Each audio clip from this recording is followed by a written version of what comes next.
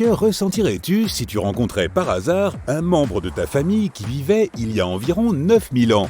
C'est exactement ce qui est arrivé à Adrian Targett, un professeur d'histoire à la retraite du Somerset, en Angleterre.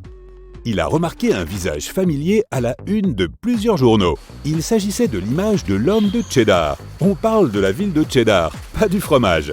Son squelette a été découvert en 1903 dans les gorges de Cheddar, près du Somerset. Ok, je comprends mieux. Les scientifiques ont utilisé son ADN comme modèle pour créer le portrait de l'un des plus anciens humains découverts en Grande-Bretagne, qui vivait à l'époque du Mésolithique, entre 10 000 et 8 000 ans avant Jésus-Christ. L'analyse initiale de l'ADN de l'homme de Cheddar a montré qu'il était un représentant typique de la société de chasseurs-cueilleurs d'Europe occidentale. Des années plus tard, grâce à l'utilisation de nouvelles technologies, les scientifiques ont réussi à établir qu'il avait des cheveux bruns ou noirs, une peau foncée et des yeux bleus. En 1997, des chercheurs ont analysé le matériel génétique prélevé dans une molaire de l'homme de Cheddar et l'ont comparé à des échantillons pris sur des habitants de la région dont les familles étaient connues pour avoir vécu là pendant des siècles. Le test a révélé que M. Targett était bien le descendant direct de l'homme de Cheddar. Les gènes ont été transmis de mère en fille sur 300 générations. La seule différence d'apparence évidente entre les deux était la couleur de peau. Lorsque les hommes ont migré vers le nord pour fuir le dur soleil africain, il y a plusieurs milliers d'années, leur peau s'est éclaircie afin d'absorber davantage de lumière solaire et de vitamine D. Mais ce processus ne s'est pas produit du jour au lendemain. Ainsi, la peau de l'homme de Cheddar est beaucoup plus foncée que celle de sa progéniture, née sous le froid soleil britannique. Monsieur Targett a admis qu'il ne savait pas vraiment ce qu'il ressentait face au résultat du test. Il n'a cependant pas été surpris car il a reconnu la forme de son nez et de ses yeux bleus dans le visage de son ancêtre. Son nom a fini par figurer dans le livre des records Guinness en tant que descendant le plus éloigné par ADN. L'étude de l'homme de Cheddar a également apporté de nouvelles preuves sur la date et la manière dont l'agriculture est apparue dans les îles britanniques. Les chercheurs ont conclu que notre héros de l'époque faisait partie d'un groupe étendu de familles d'environ 30 personnes. Il semble qu'il soit arrivé après la disparition du mammouth laineux, mais avant que l'agriculture ne s'installe dans la région. Le plus ancien arbre généalogique traçable, avant le cas de M. Targett, remontait à 5200 ans, soit plus ancien que Rome. La lignée du clan chinois Kang s'étend sur plus de 80 générations. Elle comprend plus de 2 millions de personnes, dont le célèbre philosophe Confucius lui-même.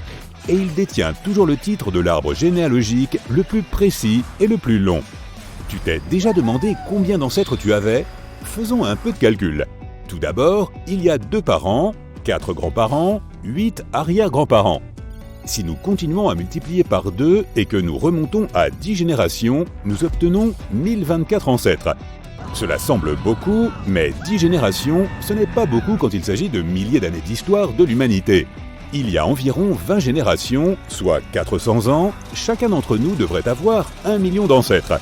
Et il y a 800 ans, 1 trillion d'ancêtres. En théorie, cela nous laisse avec des centaines de billions de personnes, ce qui est pratiquement impossible puisqu'il n'y a jamais eu autant de personnes sur Terre. Imaginons qu'un homme ait vécu il y a approximativement 1000 ans. Sa fille était la 33e arrière-grand-mère de ta mère et son fils était le 33e arrière-grand-père de ton père. Cela signifie qu'il se trouve sur 2 branches de ton arbre généalogique, à la fois du côté de ta mère et du côté de ton père. La plupart des personnes qui ont vécu à cette époque apparaissent en fait sur nos arbres généalogiques non seulement 2 fois, mais des milliers de fois. Il y avait environ 200 millions de personnes sur Terre à l'époque. Cela signifie que chacune d'entre elles devrait apparaître 5000 fois sur l'arbre généalogique de chacun d'entre nous vivant aujourd'hui. Mais la vie n'est pas aussi mathématique que cela. Certaines personnes du passé n'ont jamais eu d'enfants, tandis que d'autres en ont eu beaucoup, ce qui signifie qu'elles figureraient sur l'arbre de très nombreuses fois. Steve Olson, auteur du livre Mapping Human History, a fait appel à un statisticien, un informaticien et un superordinateur pour calculer le degré d'interconnexion de l'arbre généalogique du genre humain. Si on remonte le temps de 2000 à 5000 ans, on rencontre un être humain qui pourrait considérer tous les êtres vivants comme ses descendants. Un voyage un peu plus loin dans le temps, disons il y a 5000 à 7000 ans, permettrait à toute personne vivante aujourd'hui de rencontrer leurs ancêtres, et il s'agirait des mêmes personnes.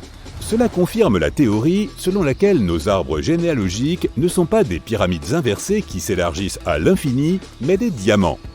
On part de soi-même et au fur et à mesure que l'on remonte plusieurs générations, on voit l'arbre s'élargir. Puis, à un moment donné, l'arbre commence à se rétrécir jusqu'à ce qu'il ne compte plus que quelques ancêtres, voire une seule personne. Cette personne a probablement vécu il y a quelques milliers d'années, sous le règne de Toutankhamon ou peut-être pendant l'âge d'or de la Grèce antique. Elle n'a rien fait de particulièrement remarquable et n'a jamais su qu'elle deviendrait l'ancêtre de près de 8 milliards de personnes vivant aujourd'hui sur notre planète. Alors la prochaine fois que tu visiteras une exposition d'art égyptien datant de l'époque de la construction des pyramides, rappelle-toi que chaque hiéroglyphe et chaque bijou qui s'y trouve a été créé par l'un de tes arrière, multiplié par des centaines, grands-parents. Et cette momie au centre de la salle est très probablement aussi ton ancêtre. En moyenne, la plupart d'entre nous peuvent remonter avec une grande précision jusqu'aux années 1600. Si tu décides de faire ton arbre généalogique, tu dois effectuer des recherches et en apprendre le plus possible sur tes ancêtres. Commence par la maison et examine tous les papiers et photos que tu peux trouver dans le grenier ou la cave. Les lettres, en particulier celles qui portent des dates, les diplômes, les bulletins scolaires, les journaux intimes et les cartes postales, seront tes meilleurs alliés dans tes recherches. Tu peux aussi te rendre à la bibliothèque ou aux archives locales. Elles devraient disposer de registres de recensement susceptibles de t'aider. Les résultats de ces recherches dépendront du statut social et de la richesse passée de tes ancêtres. Il est toujours plus facile de trouver des données sur une personne riche et importante pour sa communauté. Dans certains cas, les actes de naissance peuvent avoir été détruits ou égarés. Les origines peuvent également influer sur la recherche, car de nombreuses cultures avaient des histoires orales et ne consignaient rien par écrit. En Europe occidentale, on a commencé à tenir des registres généalogiques au cours des années 1500. Auparavant, les membres de la famille mémorisaient l'ensemble de leur lignée et, bien entendu, ils ne se souvenaient le plus souvent que des noms. Parfois, ils se souvenaient aussi d'événements majeurs et d'ancêtres importants. Dans certains cas, dans l'Antiquité, la généalogie a permis de trouver l'héritier légitime du trône. Les rois et les notables candidats au poste présentaient leur arbre généalogique, tout comme on envoie aujourd'hui un CV et une lettre de recommandation. Les États-Unis n'ont commencé à tenir des registres généalogiques que vers 1910. La Suisse a des archives qui remontent à plus de 700 ans. À titre de comparaison, la Chine le fait depuis plus de 2000 ans. Les parents âgés constituent une autre source inestimable de connaissances. Chaque objet que tu trouveras et que tu leur montreras sera probablement à l'origine d'une histoire longue et intéressante, pleine de noms et de détails. Il existe de nombreux sites web gratuits qui peuvent t'aider à organiser les informations que tu trouveras. Plus le site compte d'utilisateurs, plus il est probable que tu découvres certains de tes ancêtres dans l'arbre de quelqu'un. Tu peux aussi utiliser tes découvertes, en particulier les histoires que tu parviens à reconstituer, pour rédiger ton livre d'histoire familiale. Sache que cette recherche peut prendre de nombreuses années. Plus il y aura d'ancêtres trouvés, plus il en restera à découvrir. Si tu préfères la biologie à la paperasserie, tu peux essayer de passer un test d'ADN.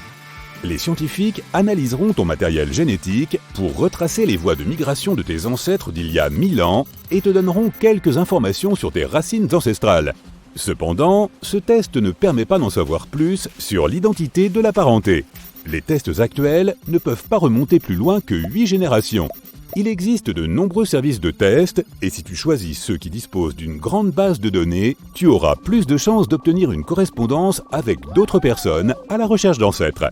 Bonne chasse!